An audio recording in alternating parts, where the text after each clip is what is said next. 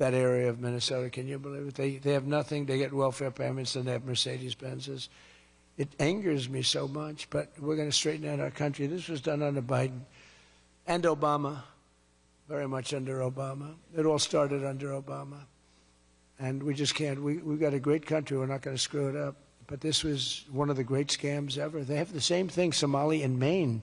Who would think? I never saw that happening. But in Maine, it's really crooked as hell, too. But it's not just Somali. It is them, but it's not just. There are many other places, many other people. The whole country, if we stop this fraud, this massive fraud, we're going to have a balanced budget. That's how much money you're talking. We'll have a balanced budget without all the growth I'm talking about. And then you add the growth, we got one hell of a country.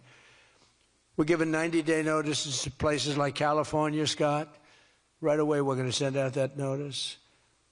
Who would bill the federal government as people poured into the state to send those people back because no country can afford to do it? No country can afford to take in millions of people, pay for their education, their health care, their hospitals. You just can't do it. And we all have a heart. You can't do it. But many of those people are murderers. They're people released from jails, prisons, mental institutions, insane asylums.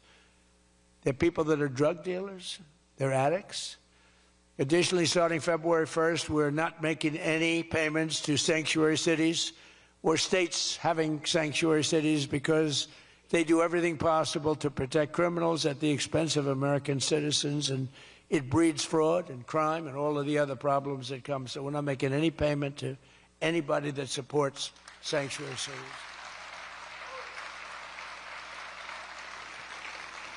We have also suspended nearly 8,000 SBA loans, Small Business Association loans, to suspected scammers in Minnesota, of which there are many. It's a great state. It was a great state. Now it's getting destroyed by that stupid governor. What a stupid guy he is.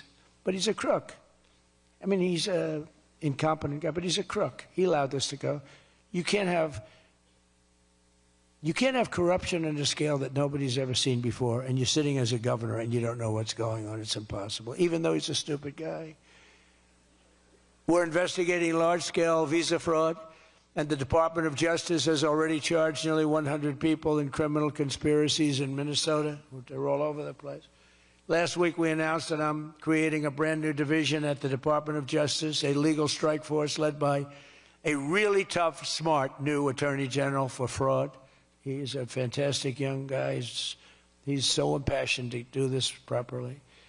We intend to imprison any fraudster, politician, or public official involved in these sick plots to loot and pillage our country. Think of that Ilhan Omar. She lives in Somalia. They don't have a government. They don't have a military. They don't have police. They don't have anything. All they have is murder and robbing ships, bringing in ships, pirates. That's stopped. Same missile, ping. That's the end of them. It's amazing how that can stop corruption. Those missiles, they never miss, you know. The same one, exactly the same one. But think of it. She comes from a country with nothing, and she comes here and she tells us about our Constitution. I have a constitutional right to rip off the country. I guess she's a total scam artist. Anybody knows it. How do you let her get away with it? AOC +3. She was one of the three. They're all scammers. They're so bad for our country. They're so bad for our country. Our ICE operation in Minnesota, for example, is finding hundreds of killers, violent predators, and child rapists, some of the worst criminal offenders anywhere in the world, murderers all over the place. All we want to do is get them out. Did you see the pictures that we put up? Hundreds of them. Murderers, wanted for murder, wanted for the worst drug selling. One of them is one of the biggest drug dealers in the world. And vicious, sells bad drugs too. Bad drugs, like if you take a tiny little morsel, your child is dead. And we're getting them. But it's hard to get them because they make it so impossible for you. And you wonder why. Why would they do that? You know, do they want to live with murderers? Do they want to live with these people that are emptied out from prisons? They have a lot of people. One of the reasons I was so angry with Venezuela, they emptied their prisons almost entirely into the United States of America. Tren de Aragua was the gang one of the worst, probably the most violent gang there is anywhere in the world, they say. We're getting them out. We've got a lot of them out already, but we're getting them out. We're also going to revoke the citizenship of any naturalized immigrant from Somalia or anywhere else who is convicted of defrauding our citizens. We're going to get them the hell out of here fast.